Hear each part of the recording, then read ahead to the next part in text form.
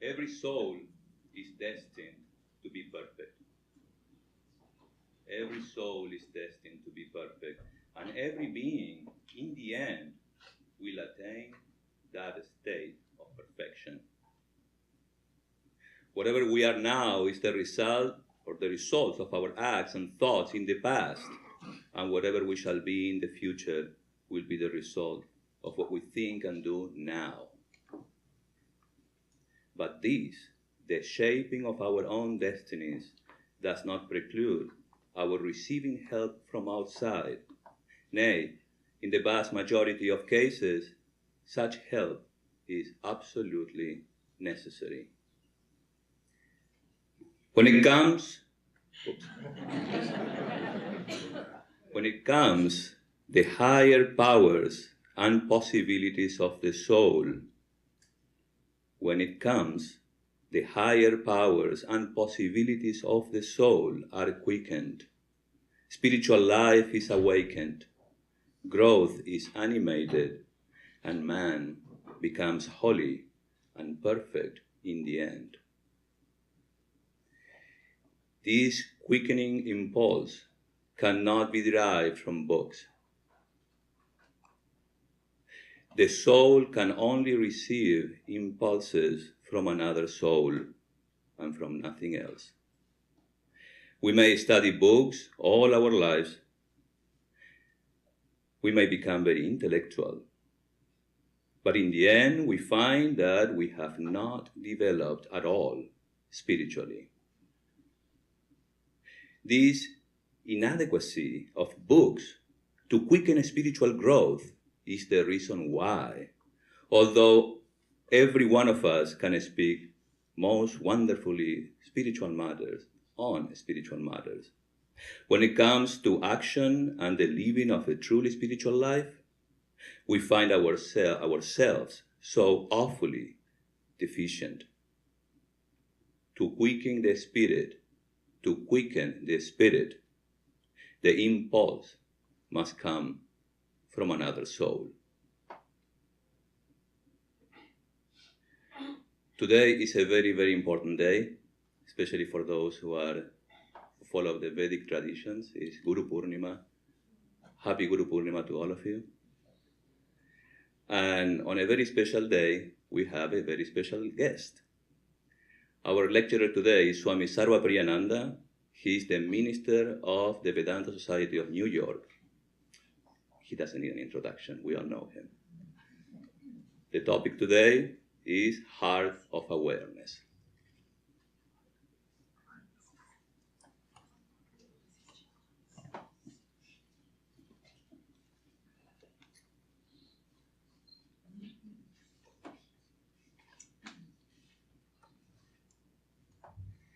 Om Guru Brahma Guru Vishnu Guru Devo Maheshwara Guru Reva Param Brahma Tasmai Shri Gurave Namaha.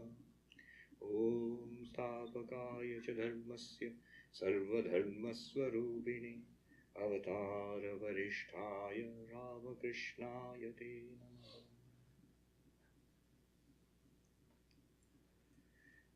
Good morning. It's certainly nice to be back here. Today, being Guru Purnima, in the Vedic tradition, the Guru is central. The Guru is the teacher. And the teacher is central because in the Vedantic tradition, knowledge is central. The teacher transmits knowledge. And through knowledge comes liberation. Today, we will speak of only the highest truth. Once Sri Ramakrishna was asked, "Can you give me spirituality in one sentence?" Whoever asked was a wise person. He knows of the existence of volumes and volumes of books and talks and talks. So he said, "One sentence, I'm going to allow you one sentence. Can you give me spirituality in one sentence?" And Sri Ramakrishna said, "Brahman alone is real. The world is an appearance. Think about this." And he kept quiet. He just said, "Think about it," and kept quiet. According to him, this is spirituality in a sense. Just this one sentence. Now in an entirely different setting in Central Park in New York. I go there for a walk almost every day. And you come across, there's the Dakota where Yoko Ono still lives, and on the other side there are these aging hippies, the last remnants of a wonderful age. They are sitting there, and one of them, I mean, I have interesting conversations with them sometimes. I go dressed like this, so they look at me. Almost inevitably somebody does a namaste to me. And one day, one of them looked at me and she said, "Hey, you look like the real thing." And another day, another of them said, "Hey, if you could tell me one thing, what would it be?" So that this is one thing that we are going to talk about this morning. Just one thing. And we will talk about it from the highest book, the final teaching of Vedanta, of Advaita Vedanta. There is this slim volume called Ashtavakra Samhita. It's possibly the final statement. Beyond that, there lies only silence. You can't go any further than that.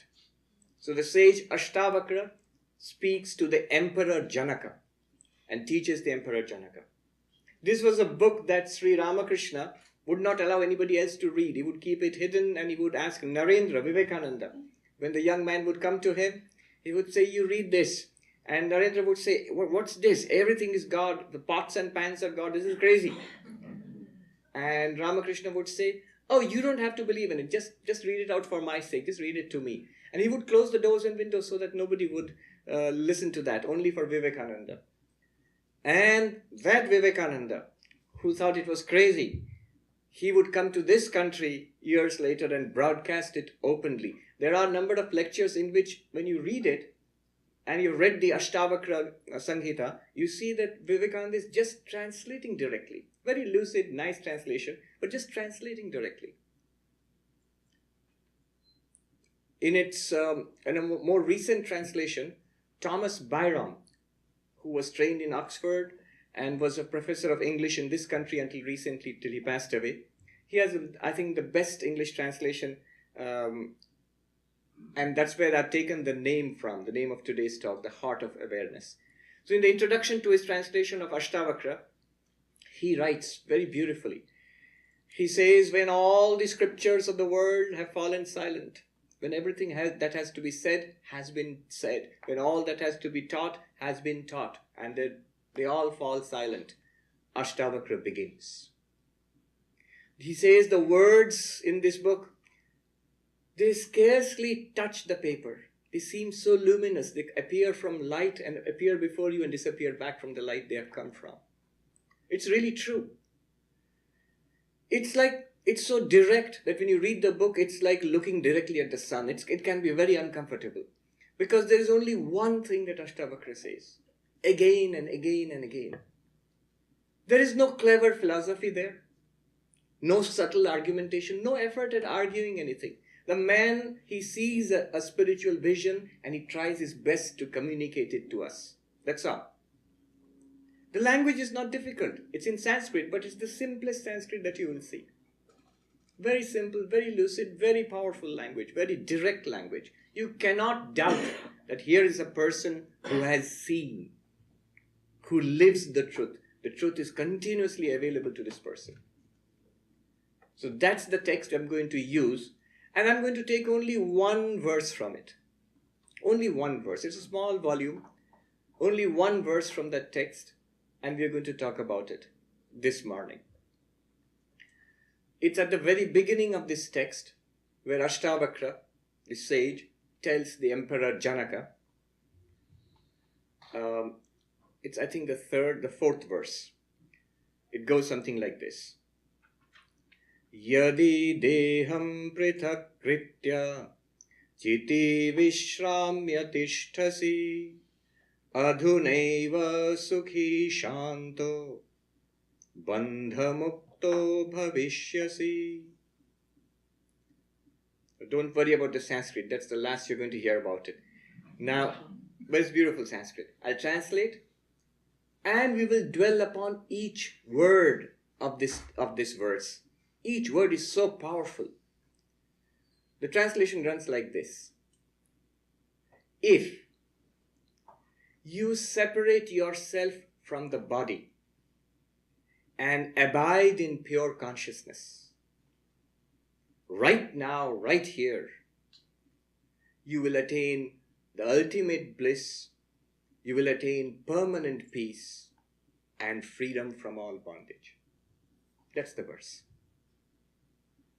If you separate yourself from your body, abide in pure consciousness, right now, you are going to attain the ultimate bliss, permanent peace, and be free of bondage forever. This is the verse. Let's look at this more carefully. The first word itself is important. If. Why is this important? You see, there are two approaches to this. There is a kind of, there is something I would like to call conventional religiosity. And there is true spirituality. And in true spirituality also, there is the highest form which Ashtavakra speaks about, which we shall talk about this morning. Conventional religiosity would be, God is nice, religion is nice, it's part of life. You're going to have a good life, religion plays its part.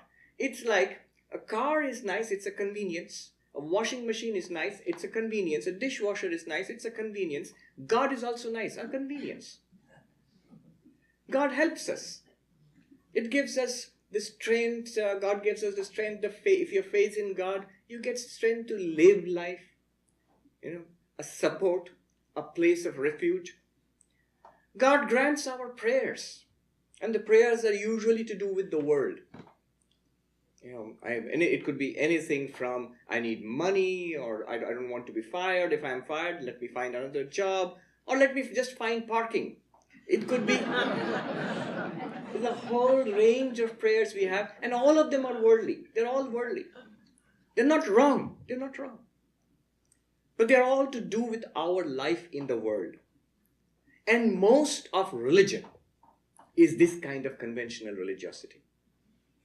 If you see the huge crowds in temples or in some of the churches you see, most of them are not there for nirvana. They are not there for enlightenment. They are mostly there. They want peace of mind. They want to dwell in the presence of God for some time, to get the strength to carry on with their lives. Nothing wrong in that at all. Nothing wrong. They want diseases to be cured, degrees to be obtained, lost people to be found, unpleasant people to get rid of. So, all sorts of things, but again, all to do with the world. I want to distinguish this from real spirituality, what I call real spirituality. What is real spirituality? Do you want God realization? Do you want nirvana? Do you want enlightenment? Do you want moksha? Do you want the highest samadhi? Do you want the ecstasy of divine love in the love of Krishna or Christ? The highest ecstasy. That is real spirituality. The distinction is this. Is God there to make my life better? Is God there for my life? Or is my life for God? Is it religion to make my life better? Or my life is there to realize the highest truths of spirituality and religion? This is the distinction that I am making. You see, what happens often is, if God does not fulfill his obligations, I prayed and prayed to God and he did not answer, so I don't believe in God anymore. God is laid off, God is fired, didn't do his job. That's when God is there for helping me. It's not just God. You might say, I don't believe in God. Well, it might be yoga. I'm doing yoga. Why am I doing yoga? I'll be more flexible. I can be younger for longer. And my digestion will improve. The tone of my skin will be better. All valid reasons for doing yoga. Good. But that's not the ultimate purpose of yoga. You can do all of that. I do meditation because I'm stressed out. I need relief from stress. Again, a valid reason for doing meditation, but not the highest purpose of meditation. When Maharishi Mahesh Yogi in this country, And he said something very clever. He came to this country and he taught transcendental meditation, and the benefits of transcendental meditation were touted it again in the 60s, 70s. And you get relief from anxiety, you get stress relief, the aging process is delayed and your immunity is boosted. And many of these things actually have been verified in medical studies, in papers. There is Harvey Benson, whose famous paper on the relaxation response showed medically how meditation does actually help us to relax. All true. But when the Swami went back to India, other Swamis asked him, "What are you doing? That's not the purpose of meditation. What are you telling them?" And he said, that's what he said, something clever. He said, "I give them what they want in the hope that they will want what I want to give them." You see? Eventually, I hope they'll come around. Why will they come around? Because no matter how much yoga you do, how much gluten-free you eat, how much... Yes. California leads, so it's just sort of coming on the East Coast. There are gluten-free foods coming up there and they're catching up. No matter how much you pray, one day death will come, old age will come, disease is inevitable, disappointment in life is inevitable. I prayed to God and He cured my disease, my cancer. Great. But the skeptic in me says that God gave you the cancer in the first place. It's a big deal He cured it. And there are thousands of cases where God does not cure it. You say, oh, they didn't pray. Some of them did. Or their close ones, their loved ones did pray. It didn't work. So the skeptic in me asks this, that ultimately all of this struggling to hold on to this evanescent life of ours, it will come to an end with or without God. It's not satisfying finally. A mature soul, a sensitive soul seeks something higher. So if you seek something higher, is there an ultimate solution to the human problem? Can permanent bliss and peace be found? Can suffering be transcended? Buddha's quest, all is suffering. Is there a way out of suffering? Can that be done? If that is your quest, that's what Ashtavakra means, if. That's a deep if. Then he says, come to me, Ashtavakra says, and I have something to say to you. If not, go on. Go on with your life. Live wisely or otherwisely. If you live otherwisely, unhappy. If you live wisely, happy. Not too bad. Life will go on. It's okay. If it's okay, if it's acceptable to you, go on. I have nothing to say to you. Ashtavakra falls silent. But if you seek the highest spirituality, then come to me. I have something to say to you. Alan Watts, who was in San Francisco, in his inimitable, witty way, he made a comment once. If religion is indeed the opium of the masses, then the Hindus certainly seem to have the inside dope.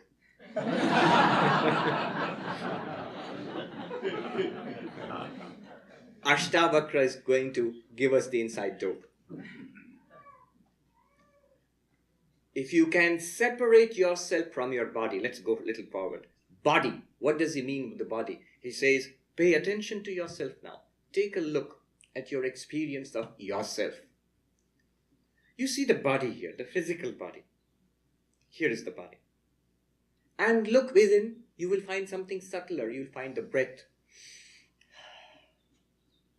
Look subtler, look even more deeper inside. You will find the mind, thoughts, ideas, emotions, the personality, what you consider yourself to be, the me in this body.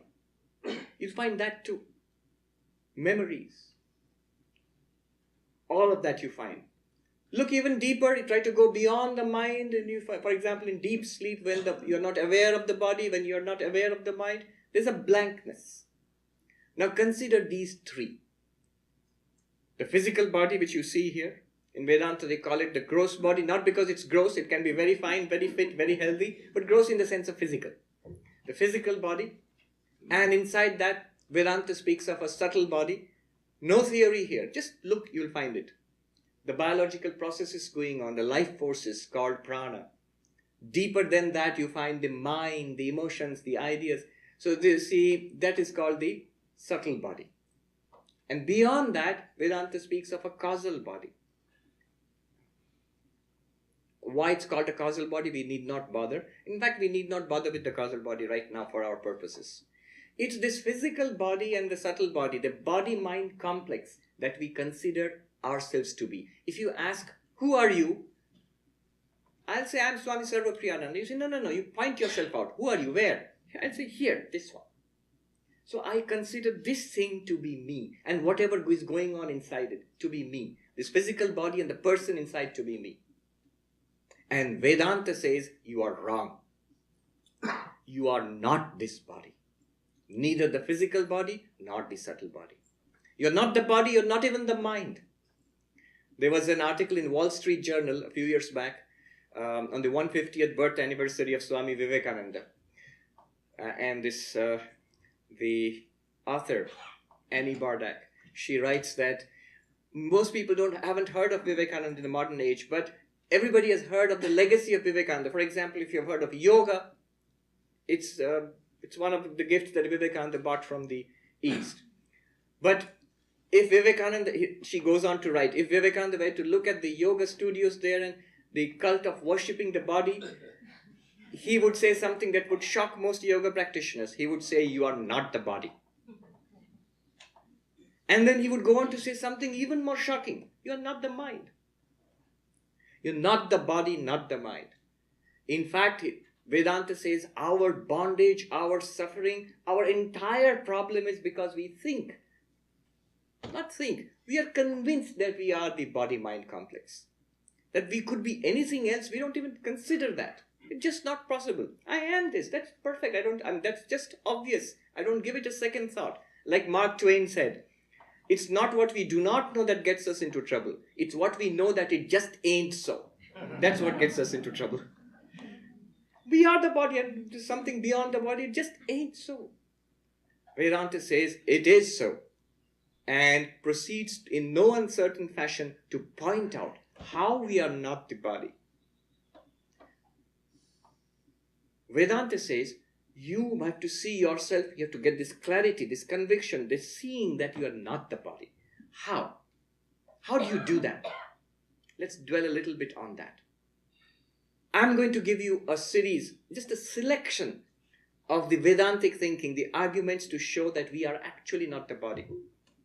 And can be profoundly unsettling. But I'm going to do it anyway because you're here for the highest truth. So we're going to separate ourselves from the body right now, right here. And separating ourselves from the body does not mean that you, like a puff of smoke, you'll come out of your left ear or something like that. Here I am. There's the body. Here I am. Not even an out-of-body experience. I'm drifting up to the ceiling. I can see my body sitting there. No. It's more like when you know that you are separate from your clothes, do you need to jump out of your clothes because you're separate from your clothes? Of course not. You can still continue to wear your clothes. When you realize that you're separate from your car, do you need to stop driving your car? Of course not. You can very well. In fact, then only you can drive your car perfectly. You are separate from the car. You are not the car. You can use the car.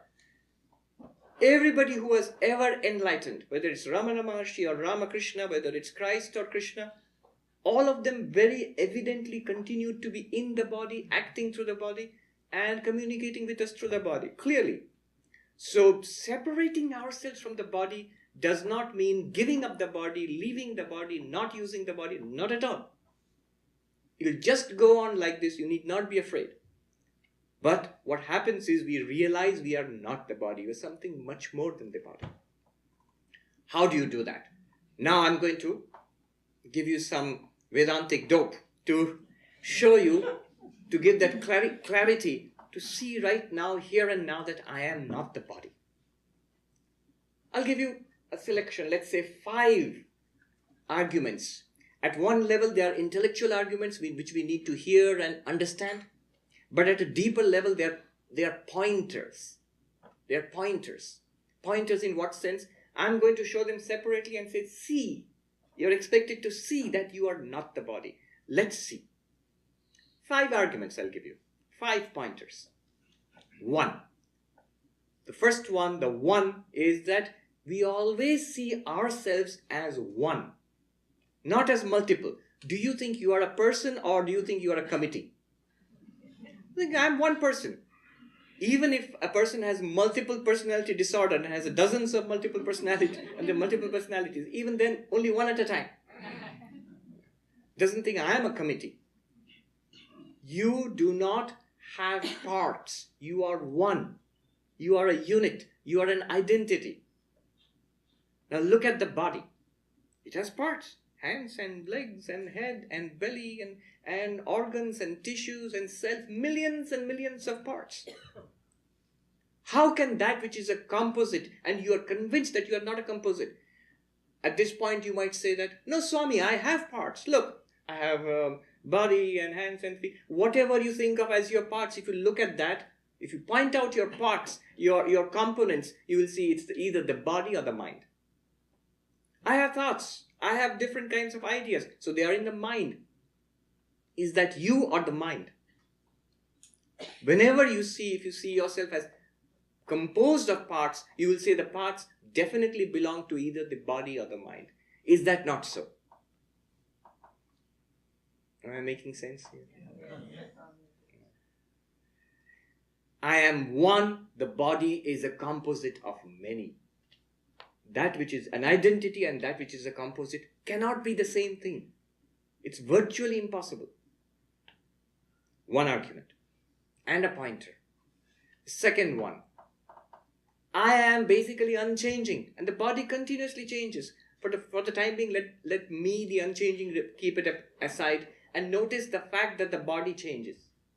It's an obvious fact. Throughout our lives, the tiny little baby, and look at you now. If you have the photographs of you side by side, even your mom wouldn't be able to recognize you. What a huge difference physically. A tremendous difference. You are larger, different, you look different, you have different capacities. All those things have developed. The body has changed. It grows from babyhood to childhood to teenage to youth to middle age to old age, decays and dies. So, you claim that I was that baby. I was that child. I was that teenager. I am this middle-aged person or this old person. You don't say that baby was somebody else and the child was somebody else and this person somebody else. Obviously not. Sounds silly. Such a simple fact. But that I, unchanging I, you say, no Swami, I have changed. I've changed so much. But again, if you want to point out those changes, you will see all those changes are either in the body or in the mind. They are in the body. They are in the personality. You'll say, but I am the person, right? Are you? The very word person means a mask. It comes from an ancient Greek usage where in the ancient Greek theaters, actors would go out on stage and hold these big masks of each character. And the masks had funnels, and the actors would speak through the funnel so that the voice would carry, and people at the distance would know which character is there on stage. In fact, the very word persona means sound, through which sound comes literally. It's a mask used for acting, and that's what we call personality. It's not you.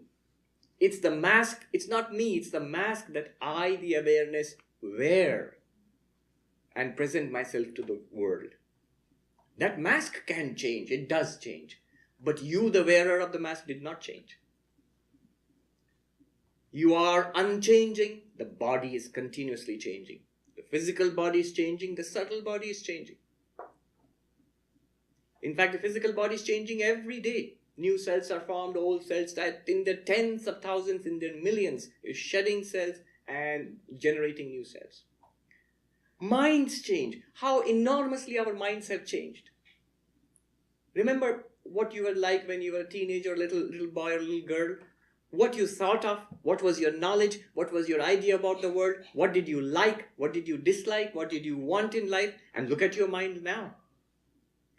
There is a great difference. Minds have changed.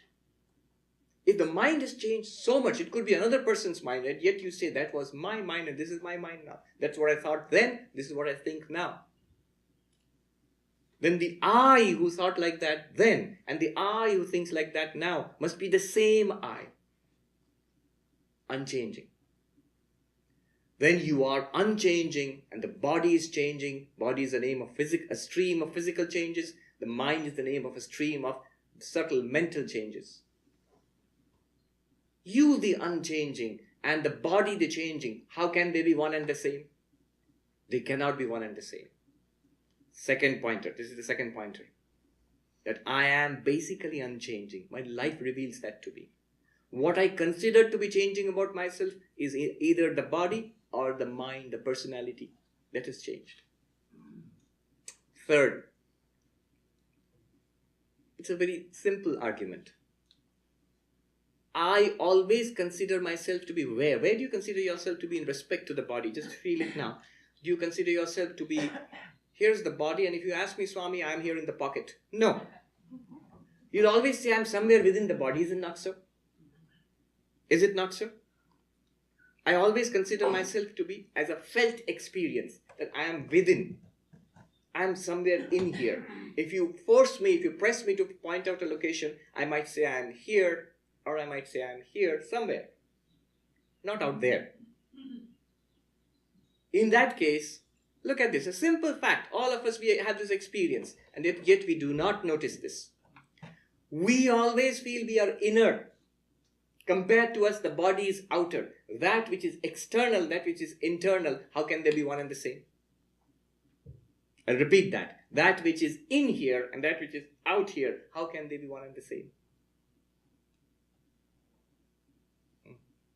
Third reason, you are always inner to the body. The body is always experienced as being external to you. What do you say about yourself? I am embodied. In here. Therefore, you are in there somewhere, and this body is somewhere out around you. Right? Simple, it sounds childish, this kind of thinking, but there's no way of getting around it. It's a fact, and we do not notice it. Third argument, third pointer. We are separating ourselves carefully from the body. In our understanding, not physically. Don't worry, I'm not going to use tweezers, Vedantic tweezers to pull you out of your body. No. In our understanding. Now let's go a little deeper. The body is an object of perception.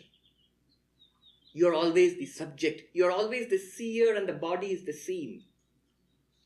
It's just like I see this table and the microphone and the lamp. They're all objects. I see them.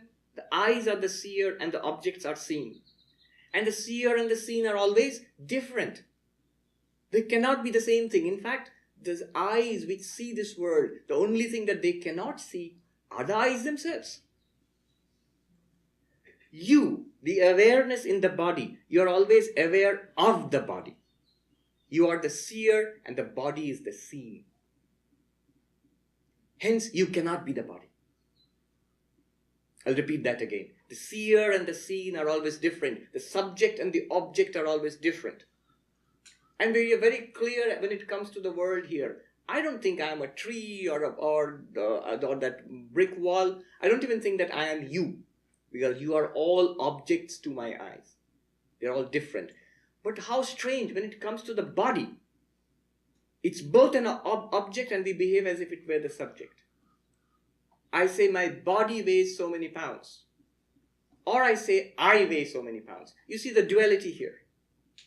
You never say the book weighs or the suitcase weighs so many pounds in the airport, or you might as well say, officer, I weigh so many pounds. No.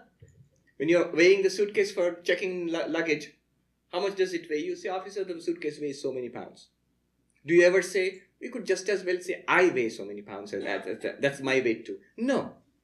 An object is always an object. But when it comes to the body, we treat it sometimes as an object, sometimes as a subject itself. But clearly, in your experience, do you see the body? You say, yes. Do you feel the body? Yes. And sometimes you do even smell the body, unfortunately. So all our sense organs can objectify the body. You can see it, hear it, smell it, touch it, taste it, all of it. It's an object for all our sense organs. How can it be the subject? How can it be the seer? You are the seer, the body is the seen, hence the two cannot be the same. Seer and seen. It's a very profound observation. Fourth, and the last one. You are awareness, you are consciousness, you always see yourself as an aware entity, as a conscious entity. And the body is non-conscious. The body is non-conscious. It seems to be conscious. That's the trick. It's non-conscious because it seems to be conscious because you are present in the body. That's why it seems to be conscious. But it is not conscious. A simple experiment will show that. In New York, there is a psychologist, Greg Good. He is also very, very much into Vedanta. He's written wonderful books on psychology and Vedanta. He proposes this simple experiment. He said, just look at your hand. Just try it now. Just try it now. Look at your hand. And he says, ask yourself this question. What is my experience? Is my experience that I am looking at the hand, or I am aware of the hand, or is my experience the hand is aware of me? That would be creepy. The hand says, hello there. Never. When you look at the arm, look at the hand, always I am aware of the hand. Clearly, I am aware of this. This is never aware of me. Take a look at the other hand, same experience. Take a look at your foot or your tummy or your chest or your head. Same experience. You are aware of it. It is not aware of you. Subtle point, but a very simple point. Is that not true? Then the body is just the combination of these hands and feet and belly and tummy and legs. None of them are individually aware of you. The collection cannot be aware of you. You are the one aware of it. Clearly, you are conscious. It is not. You are conscious of it. You never feel that the body is aware of something. You are aware of something, and sometimes you may be aware of something through the body. Fifth argument. And there are many, many more. But let's quickly sum up. You might be thinking, what was the first one? Don't worry, I'll remind you. I'll remind you. All of them are trying to, these are different ways of pointing out the same thing, that you are not the body. Though you may be in the body, you may be using the body, but you are not the body. One, you are one, and the body is a composite of many. In Sanskrit, ekam, anekam. You are, the second one is that you are always inside. No, you are unchanging. Nirvikara. In Sanskrit, nirvikara. And the body is continuously changing. Savikara. Nirvikara, savikara in Sanskrit. Third, you are always experienced as inside the body, and the body is always experienced as outside you. Or rather, around you. Inner and outer. How can they be the same? In Sanskrit, pratyak parak. Pratyak parak. Then the fourth one. You are always the seer, and the body is always seen, is experienced. So you are drashta, the body is drishya. Sanskrit, drashta and drishya. The two cannot be the same. Never are they same in our experience. And the last one is that the body is always insentient. You are always sentient. You are chit, according to Vedanta, and the body is what is called jada. Chit, jada. Because of these 5 reasons and many more reasons. Dwell on any one of them or more of them or all of them and meditate and just see. Clearly you are not the body. Then if I'm not the body, what am I? It is abiding in pure consciousness. Now what is this pure consciousness? According to Vedanta, we are existence, consciousness, bliss. Now these words seem familiar to us. But there is a trap hidden there. Because why the words seem familiar to us is because we have experience of existence and the existence of things. Here, the table exists. The body exists. This wall exists. You all exist. We have experience of the existence of things, but we do not experience existence in itself. If at all, what could it be? It sounds very awfully abstract. What do you mean by existence itself? Consciousness. We have experience of conscious experiences. I have the experience of seeing, I have the experience of hearing, I have the experience of talking, smelling, walking, remembering, suffering, enjoying. These are what we call conscious experiences. But if I say consciousness in itself, pure consciousness, what could that be? Not an experience of something, just the consciousness itself. Bliss. We have experience of happy experiences, joys and pleasures and little nice things happening to us in life. That's our experience of happiness, the stream of number of happy experiences. But bliss itself, joy itself, ananda, what could it be? This Satchit Ananda, which is not actually an object of experience, Vedanta says that's what you are. Vivekananda said, it's not that the absolute Brahman is not that it exists, it is existence itself. Not that it knows something, it is knowledge itself. Not that it is happy, it is happiness itself. That is manifested in this world as things existing, as conscious experiences, as the search for happiness and a variety of little happy experiences of our life. But the unlimited existence consciousness bliss is within us, is actually we ourselves. If that sounds awfully abstract, try this. Try this. Separate yourself from everything objective right now in your understanding. Do it this way. There are many techniques. I'll give you one. Whatever is in front of you are objects, clearly not you. Right? Whatever is each of you individually, whatever is in front of you, whatever you see, they are objects, clearly not you. Then come back to the body. If you agree with me, those 5 arguments, pointers, clearly the body is also an object, an intimate object, but not me. Look inside. Thoughts, ideas, memories, the personality which I consider to be myself. It all floats up. Or it doesn't float up. But it's there. But clearly it is experienced. If it is experienced, it's an object of experience. Clearly not me. Then you go further back. If you go further back, many of you more sensitive, you'll say, I'm running up against a blankness, Swami. A blankness. Nothing. If I step back from the mind, what's left there? Blank. Follow carefully. What experiences the blankness? Clearly the blankness is experienced. What experiences the blankness? What is it which experiences this waking world? You're sitting here in your waking world as this particular person, Mr. or Mrs. So-and-so, and you experience this hall and all the people around. Hopefully you're awake, if you're awake, because Vedanta often has a soporific effect. But if you're sleeping also, if you're sleeping, you're dreaming maybe of listening to a Vedanta talk. There too, what is the one thing which experiences the dream world? And if you're in deep sleep, no experience, the blankness of deep sleep. And yet that blankness is experienced.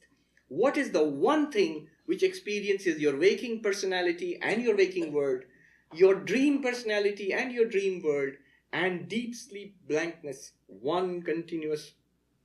Because after all, you do claim, it is I who was awake, it is I who dreamt, it is I who was in deep sleep, it is I who have woken up. Do you not claim? You don't claim that the waker and the dreamer and the deep sleeper are 3 different persons. No, it's you.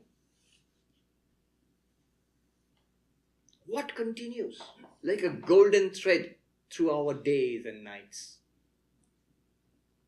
It's not an objective consciousness. Objects keep changing. Another example. The eyes. You see, everything here is seen by the eyes, except the eyes themselves. It's not all these are objects for these eyes, but the eyes themselves are not out there. Now, if you say, what is the proof that all these people were present? And I say, I saw them. So seeing somebody is the proof of presence. Then I do not see my eyes. Then I have to say the eyes are absent. Do you see the logic? If I say that, what is the proof that all these people were present? I saw them. So seeing somebody is the proof that the person is present. Then the eyes themselves, I never see them. So I have no proof that I've got eyes. But no, the very fact that I'm seeing somebody is proof that I've got eyes. In the same way, think of consciousness not as an object out there or in here, but that in which all objects are experienced. That is pure consciousness. That's what you are. The body changes. It ages and dies. Consciousness does not age or die. The mind changes, sometimes depressed, sometimes bored, sometimes happy, sometimes sublime, sometimes gross. The mind changes. Consciousness is never depressed. Consciousness is never exhilarated. Consciousness is never bored.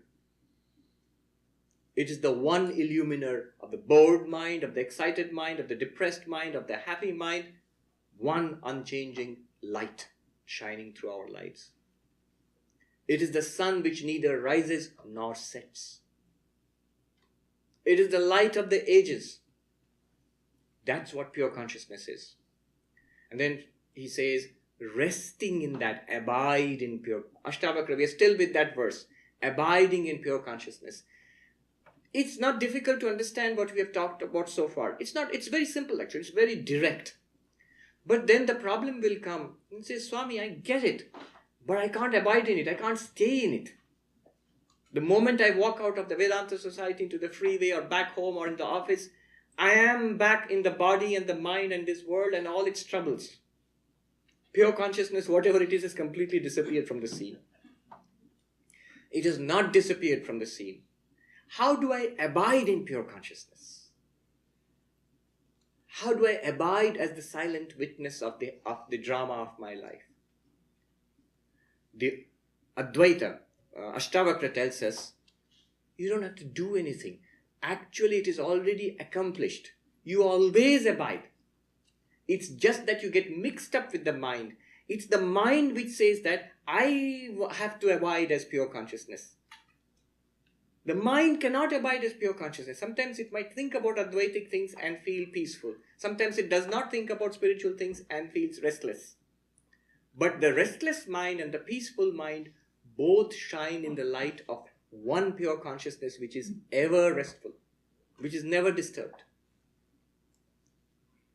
Abiding in pure consciousness means in every experience of life, good and bad, religious and material, spiritual and non-spiritual, in every experience of life, happy or sad, noting that it is the same pure consciousness shining through all of them.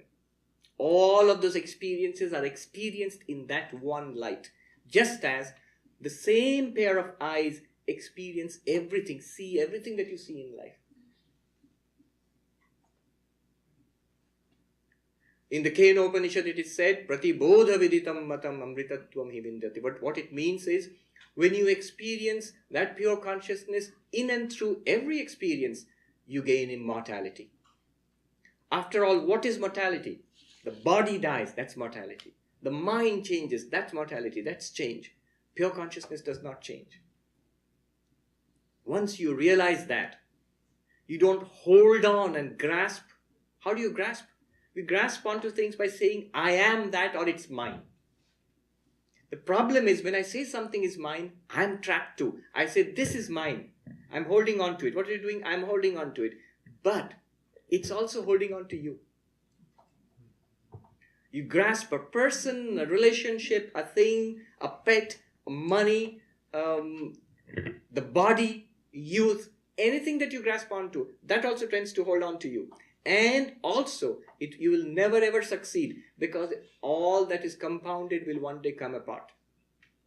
Everything shall pass away. Everything disintegrates and passes away. The Buddha, he had it right, though a little pessimistically, when he said, Anityam manityam sarvam anityam. Transient, transient, indeed everything is transient. You say, okay, we know that, but if it lasts long enough, it's good for me. A cookie, I know, it's impermanent. Who wants a permanent cookie anyway? So it's impermanent. But as long as it gives me a flash of pleasure, it is okay for me. But the Buddha goes on further to say, Kshanikam, Kshanikam, Sarvam, Kshanikam. It's not only temporary, it's momentary. It lasts for just a split instant. The next instant looks like that. That's why we think there's a continuity. There's no continuity in life. And he goes on further to say, Shunyam, Shunyam, Sarvam, Shunyam. Void, void, all is void. And therefore, Dukkham, Dukkham, Sarvam, Dukkham. Suffering, suffering, all is suffering. In all these changes of life, when we recognize one consciousness in which all this is going on, and not try to grasp something, hold on to something. William Blake, the mystic, he had it right, the poet. He says, he who binds himself to a joy doth kill the winged life. You bind yourself to a joy, you kill the winged life. But he who kisses the joy as it flies lives forever in eternity's sunrise.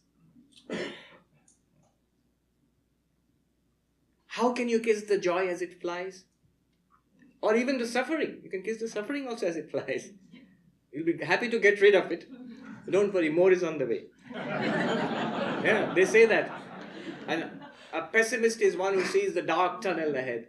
And an optimist is the one who sees the light at the end of the tunnel. But a realist is one who sees the dark tunnel and the light at the end of the tunnel and the next dark tunnel ahead.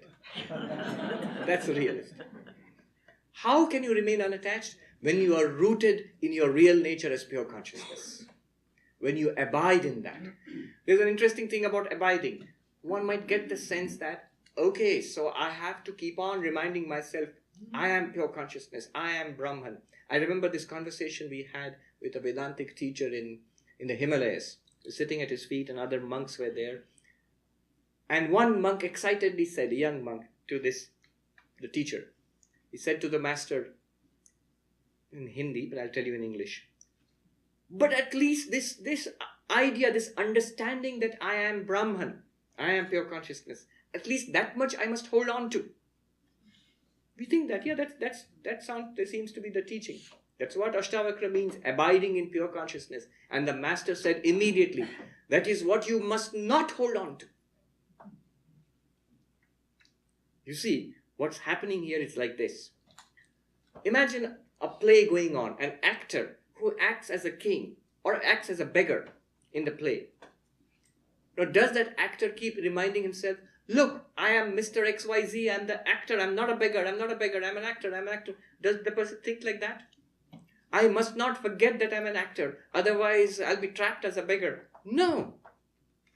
He can happily forget his actor identity, and then only he can act so well as a beggar on stage. He can happily forget it because he knows it can never be lost. It's his identity, it's permanently available to him. And the master said, you, the pure consciousness, know yourself to be the pure consciousness. Don't think yourself to be the pure consciousness. If you think yourself to the pure consciousness, you know what's happening when we say we must hold on to that? It's the mind thinking that way, that I want to be pure consciousness. That's a nice thing to be. The mind can never be pure consciousness. The body can never be pure consciousness. The pure consciousness is you all the time, and you can never be anything else. You don't have to try to be pure consciousness. You don't have to hold on to the idea that you're pure consciousness. Indeed, Ashtavakra tells us, your only bondage is that you're trying to get liberation. Actually, literally, he says, your only bondage is you're trying to get samadhi. If you're pure consciousness, if you're Brahman, does Brahman need samadhi? No, absolutely not. That's the level from which Ashtavakra speaks. You see, sometimes, just yesterday, somebody was asking me in San Diego, why do the Vedanta teachers start off with the most difficult? The logical thing is to explain the easiest and then the next one and the next one. It's because the Vedanta teachers don't think in terms of difficult and easy. They think in terms of direct and indirect. Why should I waste your time? Ashtavakra thinks, let me give you the whole truth, the inside truth right now, straight away, and tell you, you are Brahman, you are pure consciousness. Abide in that, my friend. Looks at you carefully. Are you feeling enlightened? No? No? No, no? All right. Let's try this. And he pulls out a book on meditation. You're not feeling enlightened. I'll tell you, my friend, what you do is sit quietly. And I'll tell you how to sit and how to breathe and how to concentrate. Calm the lake of the mind. Then what I was talking about will become eventually clear to you. Working? Now I feel sleepy when I meditate. Okay, my friend. Let's try this one. There is God. And just have faith in this. I'm telling you. God exists. In Vedanta, the pure consciousness itself is God. God exists. If you cannot understand that you are not the body, you think you are the body, you are this person, very good. We can start there. You are a person. Imagine there is a God which creates all of this. And that God loves you, wants you to attain liberation and happiness. Believe in this God. Pray to this God. Worship this God. Surrender to this God. Keep your mind on this God. Okay, I can run with that. Yeah. All right. Good luck to you. The thing with Ashtavakra is he only is there. He does not come down to the level of even meditation or this practice or that practice or this faith or that faith. No. The clear truth is available to us. Here it is. Abide in it. Then he says, next thing. We've only gone halfway through the verse. Imagine, it's only one verse. But I'll run through it fast and then we have a question answer so we can go through more of that later on. The next word is right now. Is liberation possible right now? Is enlightenment possible right now? Is freedom possible right now? Or does it take a lot of time? Almost all of us are convinced it takes a lot of time because we have read of the lives of great spiritual practitioners who meditated and meditated for years and years and years, who struggled so hard. So we think it's a long journey there. How long does it take for the wave to become water? How long does it take for this lectern to become wood?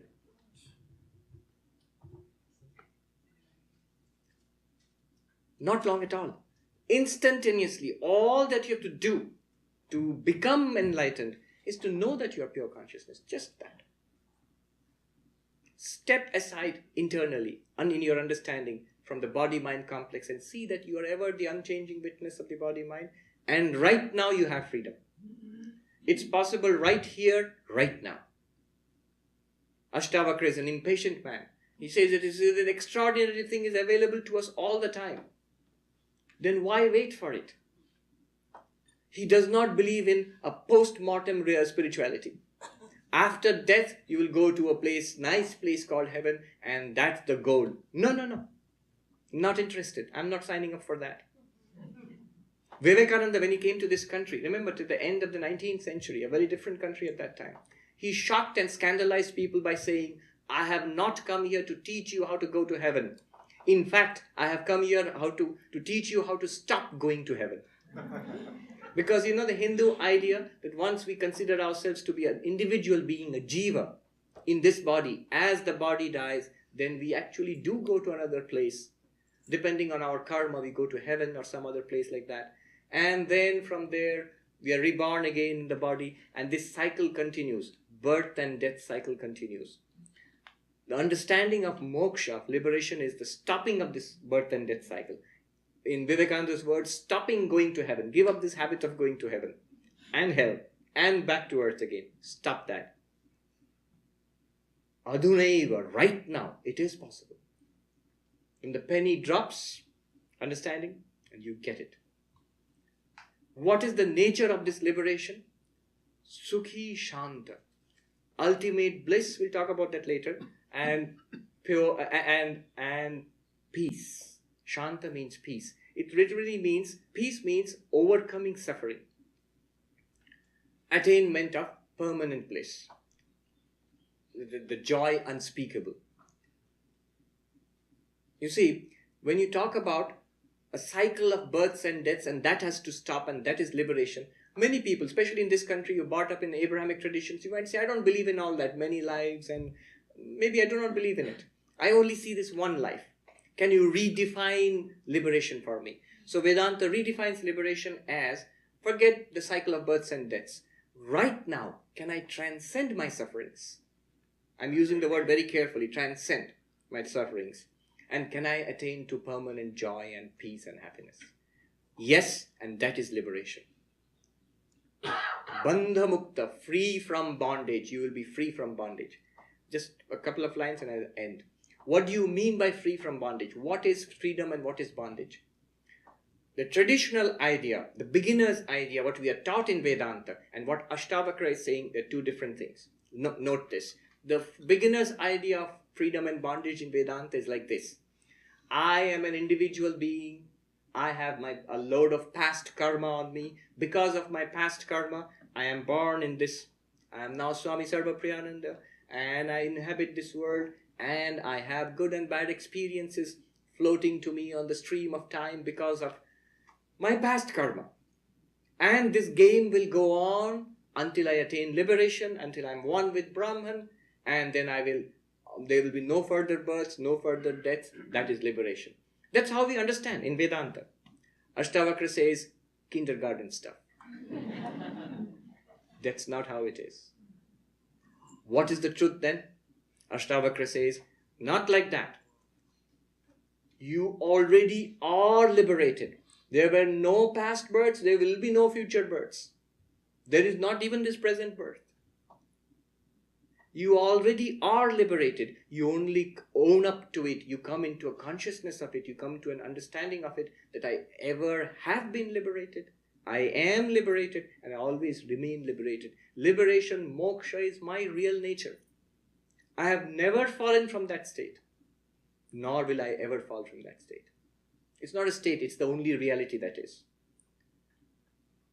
The thing is, what will happen after liberation? Do I suddenly feel that I was in bondage, I suffered so many lives, phew, I am glad that's all over and done with, now I'm going to have a vacation.